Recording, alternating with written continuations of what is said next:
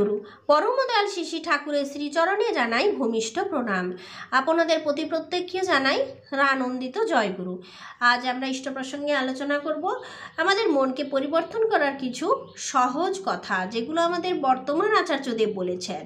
আমরা আমাদের মনকে কোনো সময় স্থির রাখতে পারি না। আমরা যখন ঠাকুরের কাছে বসি, ঠাকুর আমাদের বীজমন্ত্র দিয়ে গেলেন, সেই বীজমন্ত্র আমরা মনন করি, তখনও ঠাকুরের দিকে তাকিয়েও আমরা ঘর সংসারের কথা এবং নিজেদের কথা ভাবতে থাকি। যখন আমরা সৎসঙ্গে যাই, তখন কিছুক্ষণ পরে মনটাকে স্থির রাখতে পারি না, ঘর যাওয়ার জন্য মন ছটফট করে, কিংবা যে কাজ ফেলে এসেছি সেই কাজ করবার জন্য ভাবি। আমরা কোথাও গিয়ে স্থির থাকতে পারি না, কারণ আমাদের শরীরটা স্থির থাকলেও আমাদের মনটা এধার সেধার করে।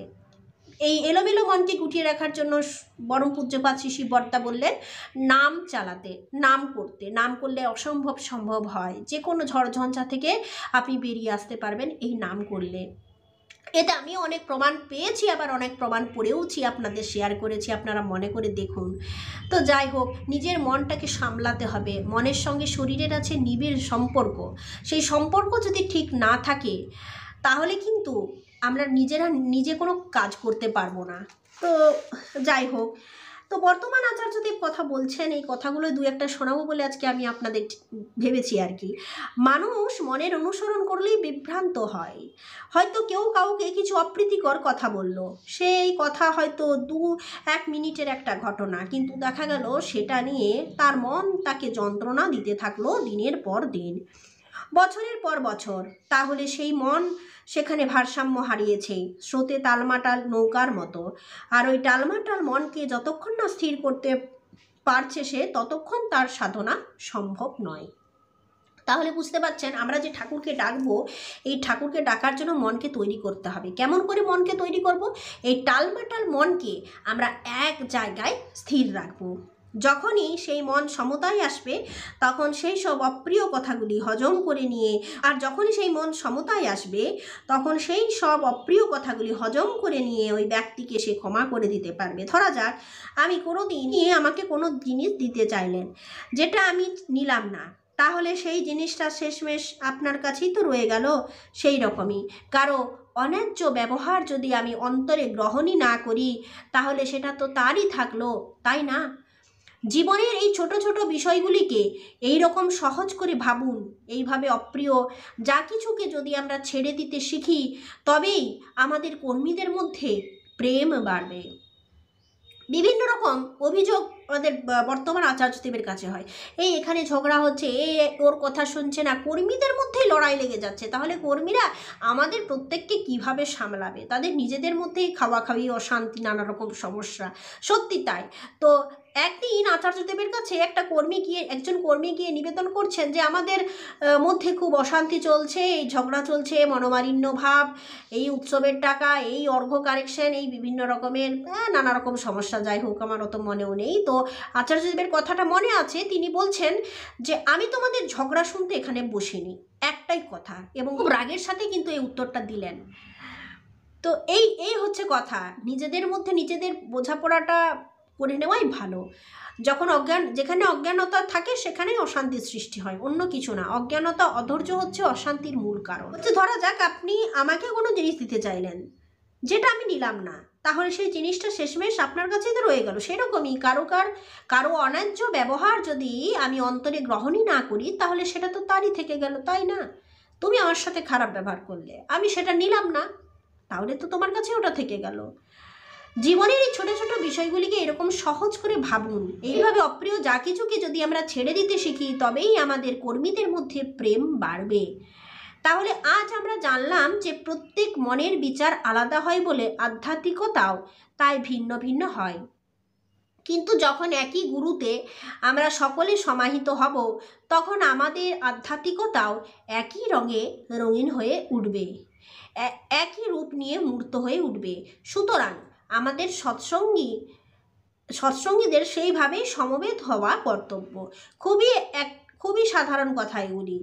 আপনারা শুধু মনে মনে বিচার করবেন আর বিষয়টা গভীরে পৌঁছানোর চেষ্টা করবেন। দেখবেন সমস্ত উপলব্ধি আপনাদের মনের মধ্যেই কোথাও না কোথাও আছে। তাই মনটাকে এগিয়ে নিয়ে চলুন। এই যে আমরা সবাই এখানে উপস্থিত আছি বটে, কিন্তু মানুষের মন সব সময় তার সঙ্গে উপস্থিত থাকে না। বেশিরভাগ সময়ই মন হয় অতীতের কোনো কথা নিয়ে গরুর জাবর কাটার মতো চর্বিত চর্বণ চালাতে থাকে, নয় ভবিষ্যতের কোনো পরিকল্পনা নিয়ে এদিক ওদিক ঘুরে বেড়াতে থাকে। ঠাকুর বললেন, বকবগানি পূর্ণত্বের চিহ্ন নয়। বকবগানি আর কেউ নয়, মানুষের মনই তার সঙ্গে করে চলে নিরন্তর। আর সেই জন্য মানুষ বর্তমানের এই মুহূর্তটাকে তার সব নিয়ে পূর্ণরূপে অবস্থান করতে পারে না। যজন যেটা পারে, ঈশ্বর তার সঙ্গেই বিরাজ করেন। সেই ঈশ্বর অন্তর থেকে সাড়া দেন কি না তা একবার পরীক্ষা করে দেখা যাক না। কতবার কতভাবেই তো মানুষ পরীক্ষা করেছে ঠাকুরকে। সমাধিস্থ অবস্থায় গায়ে জ্বলন্ত কয়লা ঠেসে ধরেছে, কাঁটা ফুটিয়ে দেখতে চেয়েছে সত্যি সমাধি কিনা। না হয় আরও একবার করাই হলো পরীক্ষা। আমি বলছি, কখনো একবার 48 ঘন্টার জন্য বর্তমানে মনটাকে স্থির রেখে নাম করে দেখুন তো। নাম করুন আর ভিতর থেকে হুঙ্কার দিয়ে বলুন, ঠাকুর আমি তোমায় ভালোবাসি। একবার করে দেখুন। আমি নিজে দায়িত্ব নিয়ে আপনাদের বলছি, 48 ঘন্টার পর আপনি অনুভব করবেন আপনি নেই। আপনার ভিতর থেকে ঠাকুর কথা বলছেন। আপনি নিজের ভিতর ঠাকুরকে দেখতে পাবেন, তাকে শুনতে পাবেন। এই গোটা জগৎটাই তখন সম্পূর্ণ অন্য রূপে ধরা দেবে আপনার কাছে। নিজেকে এই জগতের বলে মনে হবে না তখন। এতদিন যার সঙ্গে আপনার যত বিরোধী থাক, লহময় সব অবসান হয়ে যাবে। প্রেম ছাড়া আর কিছুই সেখানে অবশিষ্ট থাকবে না। আপনি কোনো উচ্চপদস্থ অফিসার কি আপনার সামাজিক মর্যাদা কি ক্ষমতা সকল বন্ধন মুক্ত করে একজন ভিখারিকেও তখন বিনম্র চিত্তে হাত জোড় করে আপনি বলতে পারবেন, ভাই তোমার মঙ্গল হোক, এই হলো জীবন, এই হলো জীবন। এরকমভাবে বর্তমান আচার্যদেব বলছেন, আমরা অনেক সাধনা করেছি, অনেক উপবাস দিয়েছি, অনেক ধৈর্য ধরেছি। কেন এত ধৈর্য ধরি, কেন সাধনা করি? কারণ আমরা তার আশীর্বাদ পাওয়ার জন্য। তাকে পাওয়াই আমাদের একমাত্র জীবনের উদ্দেশ্য। তাহলে তাকে পাওয়াই যদি আমাদের জীবনের প্রধান উদ্দেশ্য হয়, তাহলে একবার 48 ঘন্টার মতো তার ব্রত রাখি না। এই ব্রততে তাকে পাবোই পাবো।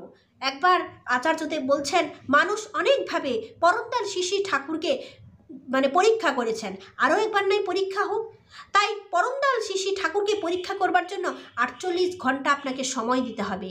এবং এই 48 ঘন্টা ঠাকুরকে বলতে হবে, ঠাকুর আমি তোমায় ভালোবাসি। একবার করে দেখুন আর তার সামনে নিরিবিলি অবস্থায় নাম করুন। এই অবিরাম নাম করলে 48 ঘন্টার ব্রততে সফল হলে আপনি কিন্তু দেখবেন আপনার মধ্যে কি একটা অলৌকিক জিনিস ঘটে গেছে। আপনার মধ্যে আপনি আর থাকবেন না। আপনার মন একটা অন্যরকম জায়গায় বিচরণ করবে। আপনি আগে যেভাবে বসেছিলেন সেইভাবে আপনি আর থাকবেন না। এটা আচার্যদেবের কথা। তাই এই 48 ঘন্টা ধরে যদি আপনারা কোনোদিন নাম করতে পারেন, 48 ঘন্টা ধরে যদি আপনারা নাম করতে পারেন, তাহলে সত্যি সত্যি আপনারা ঠাকুরের সাড়া পাবেন, ঠাকুরকে দেখতে পাবেন। ছোট ছোট দু একটা ঘটনা বলি। কিছুদিন আগে আমার কাছে একজন এলো, এখানে আচার্যদেব নিজের কথা বলছে, দাদা আপনার দয়ায় আমার সব বিপদ মিটে গেছে। আমি বললাম, আমি এখনই প্রার্থনা করে রাখছি যে দয়া পেয়ে তুমি বেটা যদি ঠাকুরকে ভুলে গেছো, বিপদ যেন দ্বিগুণ হয়ে তোমার ঘাড়ে এসে পড়ে। ঠাকুর তো দয়াময়, তিনি তোমায় ক্ষমা করবেনই। কিন্তু আমি ওই হনুমানের লেজের মতো লোম দিয়েও যদি বানানো হই, তাতেই তোমায় আমি দহন করব, কিন্তু কিছুতেই তোমায় ঠাকুর ভুলতে দেব না। এই সভায় ঠাকুরের এক কর্মী আছেন, দীক্ষা নেওয়ার আগে পর্যন্ত খুব দুধর্ষ লোক বলে এলাকায় তার কুখ্যাতি ছিল। মঠাধীশ সন্ন্যাসীর আলাপ হচ্ছে। সন্ন্যাসী তাকে কটাক্ষ করে বলছেন, কিরে সবাই বলে তুই নাকি এখন একদম সাধুসন্ত হয়ে গেছিস। দাদাটি উল্টে সেই সন্ন্যাসীকে জিজ্ঞেস করছেন, আচ্ছা বাবাজি, গার্হস্থ্য জীবনে আপনার নাম কি ছিল, বাড়ি কোথায় ছিল? সন্ন্যাসী বিব্রত হয়ে বলছেন, এই না পূর্বাশ্রমের কথা আর বলতে নেই। তখন সেই কর্মী বলছেন, কিন্তু আপনি আপনার নামটা তো জানেন, যা ছিল তাই আছে এই একই এলাকায়। যেখানে আমি এককালে এত কুকর্ম করে বেরিয়েছি, সেখানেই বসে আজ আমি বুক ফুলিয়ে ঠাকুরকে নিয়ে ভালোর পথে চলছি। তাহলে বুঝুন আমার ঠাকুরের কি ক্ষমতা। এক মা এখানে এলেন তার গুরুতর অসুস্থ স্বামীর প্রেসক্রিপশন হাতে নিয়ে। তার আশাতে কোনো অসুবিধা নেই, কিন্তু আসল অসুবিধাটা হচ্ছে তার মনে। তিনি ভাবছেন তার স্বামী চলে গেলে তার জীবনটা কি হবে। এইটাতে আতঙ্কিত হয়ে তিনি কাঁদছেন। তার ধারণা আমার হাতে এই প্রেসক্রিপশনটা ধরিয়ে দিলে বুঝি তার স্বামী বিপদমুক্ত হয়ে যাবেন। তাহলে এই মুহূর্তে আমি তার মনে কোনো এক আকাশের ভগবান হয়ে গেলাম। আকাশে কোনো ভগবান থাকেন না, আর ভগবান যদি মানুষের হয়ে ধরায় আসেন তাহলে মানবীয় গুণের মধ্যে তাকে বন্দি থাকতে হবে, মানুষের মতনই তাকে কর্ম করতে হবে। কেননা বিধাতা নিজেরই তৈরি বিধির মধ্যে স্বয়ং আবদ্ধ থাকেন বলেই তিনি বিধাতা। তখন আমি তাকে বললাম, মা আমি ডাক্তার নই, আমি ব্যবস্থা করে দিচ্ছি। একজন কর্মীকে বললাম তাকে বোঝাতে যে যুদ্ধ করার সময় কান্না নয়, শক্ত হও। যার জন্য যুদ্ধ করছো তাকে আগে সুস্থ করাটাই তোমার লক্ষ্য। তোমার নিজের ভবিষ্যৎ নিয়ে ভাবার সময় এটা নয়। তাহলে যুদ্ধে তুমি জিততে পারবে না। যুদ্ধে যদি হেরেও যাও তাহলে নিজের মনকে আগে থেকেই প্রস্তুত করো। জন্মেছ যখন তখন নিজেকে নিজেই বহন করবে, ঠাকুর আছেন তো। এরকমভাবে বর্তমান আচার্যদেব আমাদের প্রত্যেককে একারকম বলেই যাচ্ছেন। তিনি যে সহায় এবং ঠাকুরকে সহায় নিয়েই তিনি চলছেন, আর তার যে একমাত্র ঠাকুরের উপরেই ভরসা, ঠাকুরের উপরেই বিশ্বাস, তিনি আমাদের কাজের মধ্য দিয়ে বারংবার ধরে বুঝিয়ে দিচ্ছেন। এখন কথা হলো 48 ঘন্টার জন্য যদি আপনি আপনার ঠাকুরকে ডাকেন তাহলে আপনি ঠাকুরকে দেখতে পাবেন। আর এই ঘটনাগুলোর মধ্য দিয়ে বর্তমান আচার্যদেব বোঝাতে চেয়েছেন যে আমরা প্রত্যেকে ভাবি যে ঠাকুর আছেন, কিন্তু কর্মটাই সব। কর্ম যদি থাকে আর সাথে যদি ঠাকুর থাকে তাহলে আমরা ঠিক এগিয়ে যাব। শুধু যদি বসে থাকি আর ভাবি ঠাকুর আছে তাহলে কিন্তু কোনো কাজই হবে না। ঠাকুর আছেন, কিন্তু কর্মটা আমাদের প্রত্যেকের যেটা করণীয় সেটা করতে হবে। আজ প্রসঙ্গ এই পর্যন্ত। জয় গুরু।